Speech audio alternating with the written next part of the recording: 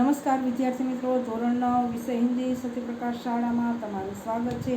ગયા લેક્ચરમાં આપણે ટિપ્પણી લીખીએ ત્યાં સુધી જોયું તો આજે આપણે આ પાઠ્યપુસ્તકનું સ્વાધ્યાય પૂરું કરશું। તો પ્રશ્ન 5, નિમ્નલિખિત काव्य पंक्तियों का आशय એટલે કે हेतु स्पष्ट कीजिए। काव्य पंक्ति છે, वैभव विलास की चाह नहीं, अपनी कोई परवाह नहीं, बस यही चाहता हूँ केवल दान की देव सरिता निर्मल, करतल से झरती रहे सदा, निर्धन को भरती रहे सदा। कर्ण श्री कृष्ण से कहता है कि हे केशव, आप मुझे राज्य देने का प्रलोभन दे रहे हैं, परंतु मैं वैभव विलास का जीवन पसंद नहीं करता। मुझे अपनी कोई चिंता नहीं है, मुझे दान देने में रुचि है, इसलिए मैं केवल यही चाहता हूँ कि मैं गरीबों को हमेशा दान देता रहूँ और उनके दुख दूर करता रहूँ। बीजी पंक्ति, मैं गरुड़ कृष्ण में पक्षीराज, सिर पर न चाहिए मुझे ताज, दुर्योधन पर है विपद घोर, सकता न किसी विध उसे छोड़, रणखेत पाटना है मुझको, अहिपाश काटना है मुझको। कर्ण श्री कृष्ण से कहता है कि इस समय मेरी स्थिति गरुड़ पक्षी के समान है, मुझे राजमुकुट नहीं पहनना है।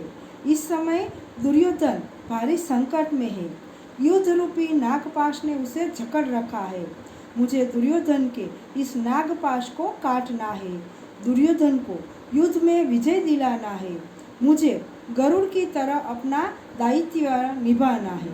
प्रश्न 6, अंदाज अपना मत स्पष्ट कीजिए। पंक्ति पहली वाक्य, यदि कोई ज़रूरतमंद इंसान आपसे मदद मांगे तो आप क्या करोगे? यदि कोई ज़रूरतमंद इंसान आपसे मदद मांगे तो आप क्या करोगे? जवाब है उसका, यदि कोई ज़रूरतमंद इंसान मुझसे मदद मांगे तो पहले मैं उसकी ज़रूरत के बारे में पूछूंगा। यदि मुझे उसकी ज़रूरत सच्ची लगी तो मैं अवश्य उसकी मदद करूंगा। मदद करने में यदि दूसरों के सहयोग की आवश्यकता हुई तो उनका सहयोग भी लेने में मैं संकोच नहीं करूंगा। रिपीट करते हैं, यदि कोई ज़रूरतमंद इंसान आपसे मदद मांगे तो आप क्या करेंगे? तो यदि कोई ज़रूरतमंद इंसान मुझसे मदद मांगे तो पहले मैं उसकी ज़रूरत के बारे में पूछूंगा। यदि मुझे उसकी ज़रूरत सच्ची लगी तो मैं अवश्य उसकी मदद करूंगा। मदद करने में यदि दूसरों के सहयोग की आवश्यकता हुई तो उनका सहयोग भी लेने में मैं संकोच नहीं करूंगा। दूसरा विधान, आपको पता चले कि आपका दोस्त संकट में फंसा हुआ है तो आप क्या करेंगे? आपको पता चले कि आपका दोस्त संकट में फंसा हुआ है तो आप क्या करेंगे? संकट में पड़े हुए मित्र की मदद करना मेरा कर्तव्य है। इस कर्तव्य का पालन करके ही मैं मित्र धर्म को निभा सकता हूँ, अपने आप को सच्चा दोस्त साबित कर सकता हूँ।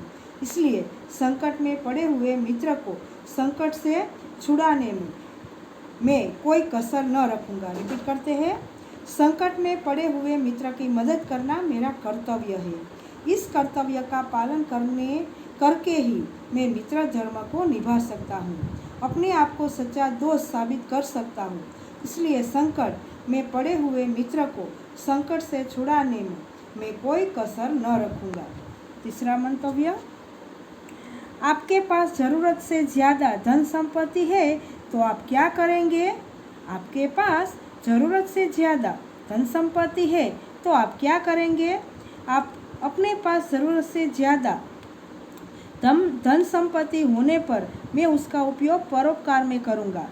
मैं अनाथ आश्रम में वहाँ के ज़रूरतमंदों को उनकी ज़रूरी चीज़ें खरीद कर ला दूँगा, प्यासों के लिए प्याऊ बनवाऊँगा એટલે કે परब, और गरीबों को अन्नदान दूँगा। इस प्रकार अपने पास ज़रूरत से ज़्यादा धन संपत्ति होने पर मैं उसका उपयोग दूसरों के दुख दूर करने में करूँगा। रिपीट करते हैं, अपने पास ज़रूरत से ज़्यादा धन संपत्ति होने पर मैं उसका उपयोग परोपकार में करूँगा। मैं अनाथ आश्रम में वहाँ के ज़रूरतमंदों को उनकी ज़रूरी चीज़ें खरीद कर ला दूँगा, प्यासों के लिए प्याऊ बनवाऊँगा और गरीबों को अन्नदान दूँगा। इस प्रकार अपने पास ज़रूरत से ज़्यादा धन संपत्ति होने पर मैं उसका उपयोग दूसरों के दुख दूर करने में करूँगा। प्रश्न नंबर 7, निम्नलिखित शब्दों का वाक्यों में प्रयोग कीजिए अर्थ देकर। अत्यल्प अर्थ थाय बहुत थोड़ा, अत्यल्प बहुत थोड़ा वाक्य।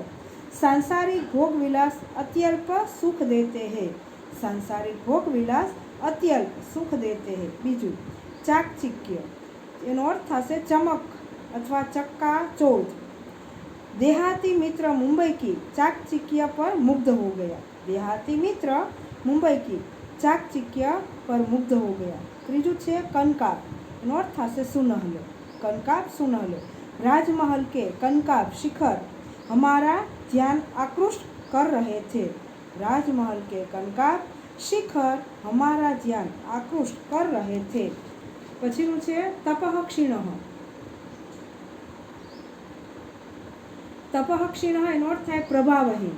वाक्य थशे शाप के प्रभाव से मुनि तुरंत तपः क्षीण हो गए, शाप के प्रभाव से मुनि तुरंत तपः क्षीण हो गए।